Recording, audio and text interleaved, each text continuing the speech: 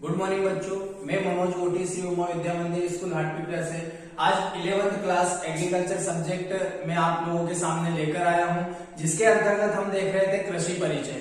कृषि परिचय के अंतर्गत हमने हिस्ट्री पढ़ ली थी, एग्रीकल्चर जो हिस्ट्री थी वो देख रहे थे। ठीक है, उसके अंतर्गत क्या था कि हमारा जो है भारतीय जो प्राचीन भारतीय कृषि है उसके बारे में हमें डिस्कस करना है। तो इसको हम एशियन इंडियन एग्रीकल्चर भी बोलते हैं। ठीक है बच्चों, तो आज हम देखने वाले हैं प्राचीन भारतीय कृषि की क्या क्या विशेषता रही है, या फिर जो पहले लोग जो मानव थे वो किस प्रकार से कृषि किया करते थे उसके बारे में हम डिस्कस करते हैं। तो बच्चों, जो प्राचीन भारतीय कृषि है उसके अंतर्गत हम देखते हैं कि जो पहले जो मानव हुआ करते थे वो केवल कृषि अपने आजीविका चलाने के लिए किया करते थे। किसके लिए करते थे? अपनी खुद की आजीविका चलाने के लिए, यानी कि उनको इतना लालच नहीं था कि हम ज्यादा से ज्यादा कमाएं और ज्यादा से ज्यादा प्रॉफिट कमा करके क्या है कि उनकी आवश्यकताओं को और बढ़ाएं। ठीक है, तो इस प्रकार से क्या है कि केवल वो उनकी आजीविका यानी कि वो ठीक से जी पाए, केवल इतना ही उनका उद्देश्य था कृषि करने का, वो खा पी सके ठीक से, है ना। तो यहाँ पर क्या है, जो प्राचीन भारतीय कृषि है उसकी जो हिस्ट्री की बात करें तो उसकी हिस्ट्री के अंतर्गत हम सबसे पहले ये देखते हैं कि जो किसान थे, जो पहले मानव हुआ करते थे या फिर किसान थे जो खेती करते थे, वो केवल उनकी आजीविका को ध्यान में रखकर ही खेती किया करते थे। अब आजीविका के अंतर्गत क्या था उनका कि जो आवश्यकताओं की पूर्ति, जो छोटी छोटी उनकी आवश्यकता थी या फिर खाना था, केवल जीने के लिए वो खा लिया करते थे। ठीक है, और जो स्थानीय बाजार था वहां का, उस बाजार के अकॉर्डिंग कृषि करते थे।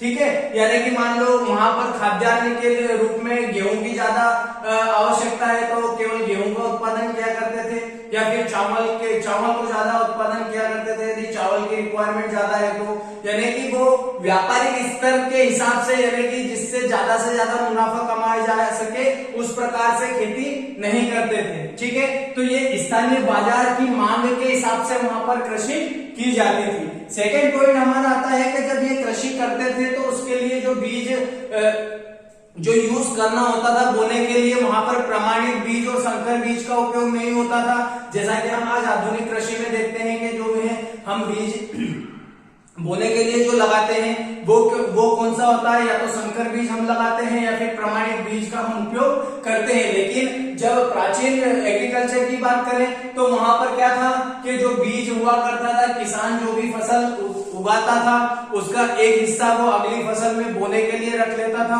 बाकी का जो हिस्सा था वो उसकी आवश्यकताओं की पूर्ति के लिए या फिर खाने के लिए उपयोग कर लिया करता था। तो इसमें क्या था कि जो स्वयं द्वारा बीज तैयार था वो कृषि के लिए प्रयोग किया जाता था, यानी कि उसका जो एक हिस्सा था, एक हिस्सा वो बचा कर रख लेता था और उसके बाद अगली फसल में वो क्या करता था, उसको अगली फसल के रूप में नेक्स्ट सीजन में लगा दिया करता था। ठीक है, इसी विधि को हम क्या बोलते हैं बच्चों? सुजेनेरिक, यानी कि हमने उत्पादन किया फसल का, उसका एक पार्ट हमने बचा करके रख लिया बीज बोने के लिए नेक्स्ट फसल के रूप में।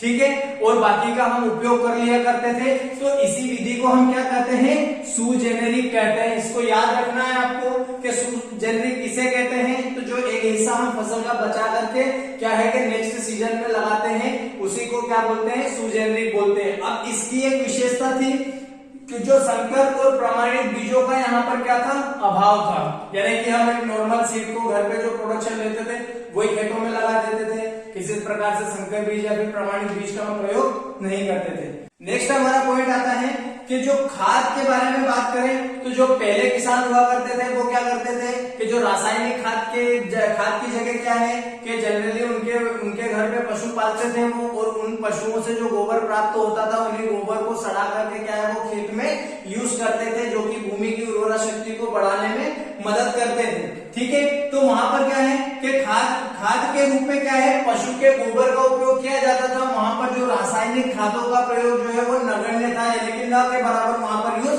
किया जाता था। नेक्स्ट पॉइंट बात करें तो यहाँ पर झूम कल्टीवेशन को महत्व दिया गया। झूम कल्टीवेशन या फिर झूम कृषि किसे कहते हैं?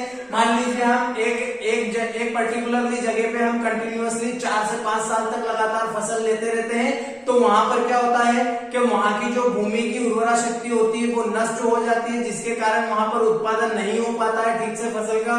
तो हम क्या करते थे कि एक स्थान, उस स्थान को छोड़ करके दूसरी जगह चले जाते थे और वहां पर जंगलों की कटाई करके वापस से खेत बना करके वहां पर फसल लेते हैं। इसी को क्या कहते हैं, झूम कल्टीवेशन बोलते हैं। ये जो झूम कल्टीवेशन है, झूम कल्टीवेशन या फिर झूम कृषि बोलते हैं, ये हमारे क्या है उत्तर पूर्वी राज्यों में आज भी प्रचलित है बच्चों, ठीक है। तो ये क्वेश्चन बहुत बार पूछा जाता है कि झूम कल्टीवेशन किन एरिया के लिए फेमस है या फिर कहां पर झूम कल्टीवेशन आज भी हमारे भारत में अपनाया जाता है। तो ध्यान रखना बच्चों, उत्तर पूर्वी जो राज्य होते हैं, उत्तर पूर्वी जो राज्य होते हैं जैसे असम हो गया, ठीक है, तो असम वाला जो एरिया है वहां पर क्या है झूम कल्टीवेशन आज भी प्रचलित है।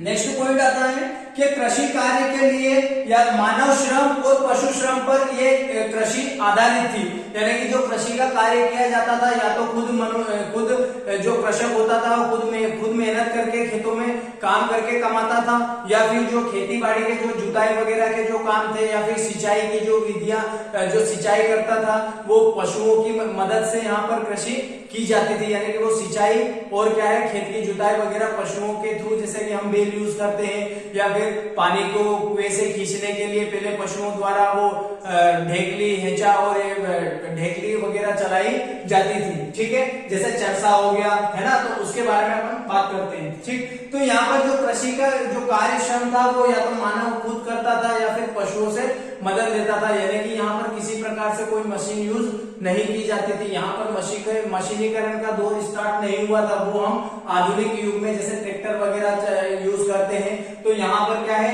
कि मशीनीकृत कृषि का अभाव था, यहाँ पर किसी प्रकार से कोई मशीन का उपयोग नहीं करते थे, ठीक है। नेक्स्ट पॉइंट हमारा आता है सिंचाई के लिए जो पारंपरिक विधि का प्रयोग करते थे, यानी कि पारंपरिक विधि यानी कि जो प्राचीन कृषि थी उसमें प्राचीन तरीके से सिंचाई की जाती थी। वहां पर किसी प्रकार से ट्यूबवेल की जो थी फैसिलिटी अवेलेबल नहीं थी हमारे पास में, तो हम क्या किया करते थे, या तो खुद मानव बाल्टी से पानी खींच करके पौधों को दिया करता था, लेकिन ये क्या होता है असंभव है, बहुत सारे प्लांट होते हैं, कब तक किसान इसको पानी देगा, ठीक है। तो उसमें क्या करते थे, ये पशुओं द्वारा कुछ यंत्र के द्वारा पानी दिया करते थे, ठीक है। तो जैसे कि जो पशु द्वारा जो चलित यंत्र थे उसको हम क्या बोलते हैं, चरसा बोलते हैं, और रहट, ठीक है। जो पशुओं द्वारा चलित जो यंत्र थे सिंचाई के लिए उपयोग करते थे, चरसा और रहट, ये दो प्रकार के जो यंत्र थे ये पशुओं द्वारा चलित थे। और मानव द्वारा जो चलित यंत्र थे वो उसमें कौन सा था, ढेकली और बेड़ी, इन दो का उपयोग सिंचाई के लिए भी करते थे। ये जो हम चरसा, रहट, ढेकली और बेड़ी की हम नेक्स्ट चैप्टर हमारा आने वाला है, जिसके अंतर्गत हम सिंचाई के साधन के अंतर्गत इसको हम पढ़ेंगे, ठीक है। तो अभी तो केवल आपका यहाँ पर एग्जाम्पल देखना ज्यादा जरूरी है कि कौन कौन सी चीजें हम सिंचाई के लिए उपयोग करते थे, ठीक है बच्चों। और जो यहाँ की जो कृषि थी, जो प्राचीन भारतीय कृषि थी, वो क्या थी कि वो मुख्य रूप से वर्षा या फिर मानसून पर डिपेंड थी, ठीक है। वर्षा या पर मानसून पर आधारित कृषि यहाँ पर की जाती थी। नेक्स्ट पॉइंट की बात करें तो इसमें पारंपरिक कृषि का सबसे जो प्रमुख लक्षण था वो प्रति एकड़ उत्पादन कम प्राप्त होता था, यानी कि यहाँ पर प्रति एकड़ उत्पादन जो था वो कम प्राप्त होता था। क्यों? क्योंकि बच्चों हम यहाँ पर किसी प्रकार से कोई फर्टिलाइजर उर्वरक वगैरह यूज नहीं करते हैं, जो कि पौधे को जितनी मात्रा में आवश्यकता हो हम यूज करके प्रोडक्शन को बढ़ा सकते थे। यहाँ पर हम क्या है, गोबर की खाद का उपयोग करते थे, गोबर से पशुओं से जो गोबर प्राप्त होता था उसका उपयोग हम यहाँ पर करते थे। तो उससे क्या होता था कि प्रोडक्शन कम आता था। आज विभिन्न प्रकार से उर्वरक पौधों को देने के लिए कारखानों में बनाए जा रहे हैं, जिससे कि हमारी फसलों का क्या है, प्रोडक्शन बढ़ाया जा सके, ठीक है। अब नेक्स्ट पॉइंट हम बात करें तो व्यावसायिक फसलों का उत्पादन खाद्यान्नों की तुलना में यहाँ पर काफी कम था, यानी कि हम पहले ही बता चुका हूं मैं कि यहाँ पर क्या थी, आजीविका प्रधानता थी, ठीक है, यानी कि आजीविका प्रधान थी। तो यहाँ पर आजीविका चलाने के लिए केवल जो कृषक था वो केवल खाद्यान्न फसलों का उत्पादन किया करता था, उसको किसी प्रकार का लालच नहीं था कि वो कैश क्रॉप यानी कि जिससे बाजार में बेचते उसको प्रॉफिट या फिर पैसे प्राप्त हो, उस प्रकार की व्यावसायिक फसलों का वो यहाँ पर खेती नहीं करता था। यहाँ पर किसकी प्रधानता, किसको ज्यादातर प्रोडक्शन में लिया जाता था, वो थी खाद्यान्न फसल, व्यवसायिक फसल को यहाँ पर उगाया नहीं जाता था। नेक्स्ट था जो कीटनाशक एवं रोगनाशक दवाओं का यहाँ पर नगण्य प्रयोग किया गया, ठीक है, यानी कि जो कीटनाशक दवाइयां थी और रोगनाशक दवाइयों का यहाँ पर बहुत ही कम प्रयोग होता था। लेकिन आज आधुनिक युग की बात करें तो आज बहुतायत में हमारे यहाँ पर क्या है कि रोगनाशक एवं कीटनाशकों का उपयोग यहाँ पर ज्यादा से ज्यादा किया जा रहा है, जो कि हमारे पर्यावरण की दृष्टि से भी हानिकारक है। ठीक है बच्चों, नेक्स्ट हमारा आता है कि प्राकृतिक संसाधनों का सीमित प्रयोग किया जाता था, यानी कि यहाँ पर जो हमारे प्राकृतिक संसाधन थे जैसे कि जल हो गया, भूमि हो गई, तो इनका जो है वो बहुत ही सीमित मात्रा में प्रयोग किया जाता था। ठीक है, लेकिन आज के आधुनिक युग में इनका उपयोग बहुत ही ज्यादा मात्रा में किया जा रहा है। ठीक है, तो इस प्रकार से बच्चों जो प्राचीन भारतीय कृषि है या फिर हम इसको इंडियन एग्रीकल्चर बोलते हैं, उसकी जो विशेषता थी या फिर उसका क्या इतिहास रहा पहले, उसके बारे में हमने डिस्कस किया। नेक्स्ट वीडियो में हम लेकर आएंगे जो आधुनिक कृषि है उसके बारे में बात करेंगे। ठीक है बच्चों, थैंक यू।